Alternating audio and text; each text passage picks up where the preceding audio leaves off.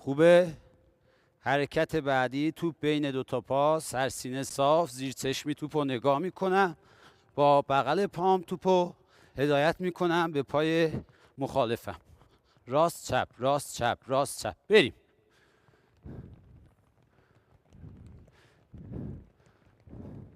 زیر چشمی به توپ نگاه کنیم، سعی کنیم صورت دوستمون رو ببینیم چشم به چشم.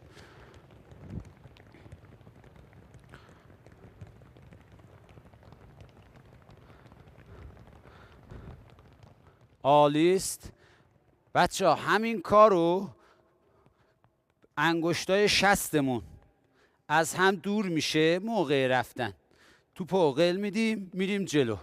رسیدیم به جای دوستمون، انگشتای شستمون به هم نزدیک میشه، میایم عقب. از راست بریم. برو یه پا دو پا بزن، باریکلا.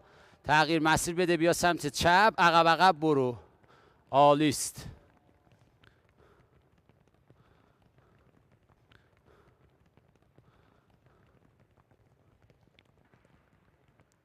یه بار دیگه. از اون طرف باید بری.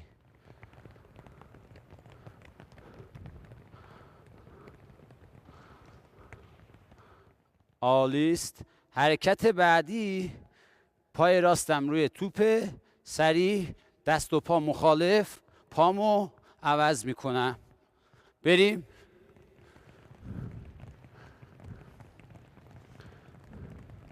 حرکت دستا خیلی مهمه بچه ها، هماهنگی داشته باشیم، توپو لمس کنیم. خوبه؟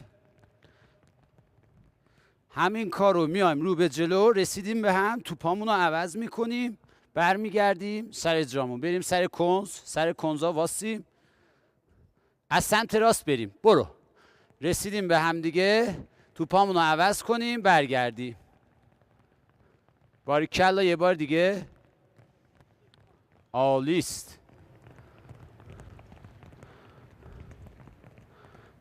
بریم یه بار دیگه. آفرین. برو.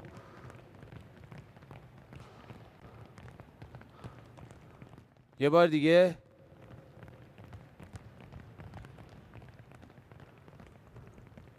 عالیست. خیلی عالی. بچه ها شروع میکنیم الان با کف پای راست توپو قل میدم به پای چپم، با پای چپم قل میدم به پای راستم، همینو در جا راست چپ با کف پام. خیلی کاربردی ها توی فوتسال، خیلی مهمه که ما تسلط روی توپ با کف پا داشته باشیم. شروع کنیم. بریم. راست چپ سرسینه صاف. گفتیم زیر چشمی توپو نگاه میکنیم.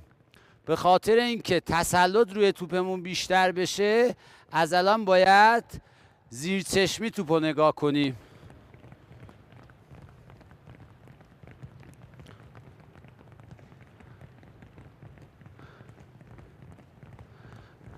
خوبه؟ حرکت بعدی میکس میکنیم. با کف پای راست میکشیم، با بغل پا قل میدیم، با کف پای راست میکشیم، قل میدیم. جامون رو با دوستمون عوض میکنیم، میایم. رسیدیم باز از سمت راست برمیگردیم. آماده ایم؟ بریم. باریکلا.